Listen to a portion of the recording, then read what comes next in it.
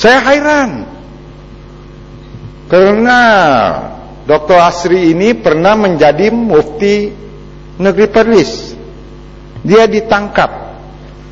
Bukan saya soal dia tak boleh ditangkap atau dia boleh ditangkap, tapi persoalannya, Datuk Speaker, seorang ulama, saya katakan, yang membuat ceramah agama di mana juga di meratah negara Malaysia kita ini, seharusnya diberi pengiktirafan. Tetapi nampaknya sebab-sebab yang dibagi ialah tidak ada tauliah. Jadi saya minta kerajaan persekutuan mengambil tindakan yang sewajarnya, karena dalam satu negara. Arau bangun ya, Mat. Kalabakan, saya cuma nak bertanya, sedarkah yang berhormat Kalabakan bahawa akta ataupun undang-undang peraturan mengenai pentauliahan orang-orang yang layak menjalankan dakwah ataupun ceramah di masjid di Selangor adalah satu peraturan, dan beberapa minggu lepas, kalau tak silap saya, Sultan Negeri Selangor telah sekali lagi menekankan bahawa orang yang hendak memberi tauliah, memberi kuliah agama mesti ada tauliah. Tapi saya bersetuju dengan Kalabakan bahawa perkara ini adalah perkara yang seharusnya tidak berlaku. Tapi undang-undang ini bukanlah undang-undang baru di Selangor, ia sudah ada sejak sekian lama. Terima kasih. Ya, kena batangan. Minta lalu. Boleh jawab sekali. Terima kasih, Mbak Hormat dan Pertua. Kita bukan mempertikai undang-undang, cuma kita melihat dalam dunia Islam pada hari ini, seharusnya penguatkuasa undang-undang ini menggunakan daya pemikiran mereka yang waras. Sebab Islam ini merupakan agama yang dimuliakan. Tidak sewenang-wenangnya penguatkuasa tangkap orang, ramai-ramai pula itu seolah-olah yang berceramah ini penjenayah. Mungkin apakah yang berhormat berpandangan bahawa penguatkuasa agama ini mungkin mereka telah menyalahgunakan kuasa, dan mereka ingat mereka boleh buat sesuka hati mereka, dan bersetuju kami berhormat bahawa perlu ada tindakan penyelesaian segera, dan mereka ini harus diberi tarbiyah, sebab mereka diberi amanah menjaga agama tetapi mereka menyeliwing, sedangkan ini tidak boleh. Saya bersetuju.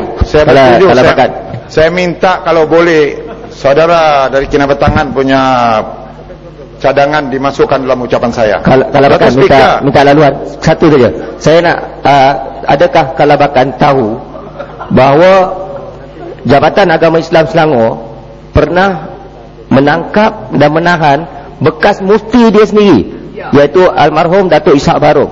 Dan adakah Kalabakan tahu mufti kerajaan negeri Perak tidak boleh berceramah di Johor kerana Jabatan Agama Islam Johor tidak keluarkan tauliah? Jadi saya telah banyak kali dalam dewan ini mengeluarkan cadangan dan usul supaya hal ehwal Islam ni diselaraskan, kerana ada banyak jabatan-jabatan agama bertindak ikut suka hati, seperti hantu tidak bertuan. Saya faham itu. Saya nak tegaskan pada yang berhormat, termasuk pada yang berhormat Arau, ini bukan tindakan kerajaan Selangor. Jaiz bertindak seolah-olah dia hantu tak bertuan, ikut suka dia. Saya tidak pertikaikan. Saya cakap Jaiz ya, saya tak cakap kerajaan Selangor. Saya tidak pertikaikan itu. Tapi yang saya mau kita selaraskan, seluruh negara kita selaraskan. Kalau orang berceramah agama, kalau dari segi kesalahan yang dia buat, kita tangkap dia, kita setuju. Kalau ajaran sesat, akidah yang tidak baik, kita tangkap. Ini kita persoal. Apa hal wanita-wanita Islam di seluruh negara yang pakai seluar, pusat keluar, apa jadi? Kenapa itu tidak diambil tindakan? Kenapa? Ini Majlis Fatwa Kebangsaan sepatutnya duduk bincang, buat peraturan, apa yang patut kita buat, apa yang patut kita tidak buat. Ini saya mau selaras. Saya tidak soal pasal siapa larang siapa, tetapi sekiranya ada ulama-ulama, ada orang pakar agama masuk ke Sabah, biar siapapun masuk ke kawasan saya, Kalabakan, saya benarkan. Sebab apa? Ini untuk kebaikan agama. Sikit kelabakan saya nak perbetulkan sedikit. Betul-betul. Sikit saja. Bagi gombak. Terima kasih kelabakan. Membantu. Saya setuju cadangan kelabakan tadi supaya ada penyelarasan. Tetapi saya kira dalam immediate respon pada hari ini, saya walaupun salah seorang daripada ADUN Negeri Selangor, kita bersetuju untuk condemn tindakan Jaiz yang begitu kasar terhadap seorang mantan mufti. Apakah ini sikap pimpinan daripada Jabatan Agama Islam? Ia tidak mencernakan kewibawaan kepimpinan umat Islam itu sendiri. 35 pegawai. Apakah bekas mantan mufti ini seorang pengganas? Sebab itu Yang Amat Berhormat Menteri Besar membisikkan saya sebentar tadi.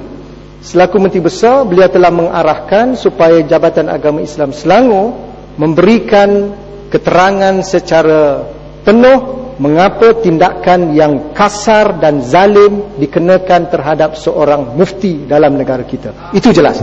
Yang kedua, saya tak faham kenapa seorang mufti perlukan sijil untuk membelikan kuliah dan tarbiyah. Kalau mufti pun dilayan seperti ini, tidak masuk akal. Masalahnya mereka tidak ada akal. Okey, saya faham. Itu saya setuju. Nanti kedatangan yang kacau. Ini masalah Selangor. Masalahnya, sebagai seorang Islam, saya tersinggung penghinaan terhadap seorang mufti. Tak boleh pergi ambil keterangan secara bersopan dan beradab.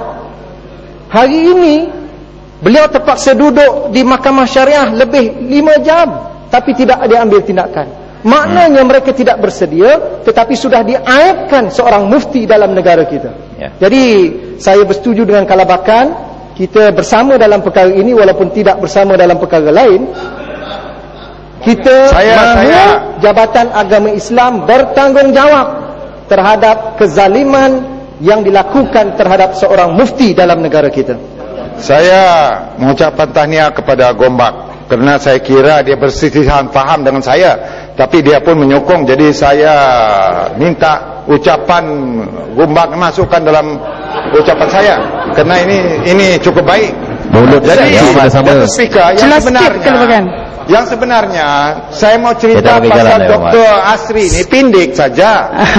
Tetapi sudah panjang. Jadi saya mau beralih ke lain tempat. Yang Amat, sikit saja. Ini bukan Dr. Asri kelabakan. Ini bukan Dr. Asri. Sikit saja. Saya punya masa tidak ada. Dr. Asri kelabakan. Bukan Dr. Asri. Saya nak sentuh sikit tentang ayat mengenai wanita tadi. Kelabakan tidak gender sensitif menggunakan contoh wanita yang nampak pusat. Orang lelaki nampak pusat pun kita kena perhatikan mereka. Itu betul. Dr. Speaker, saya mau alih tajuk yang orang tidak minatnya.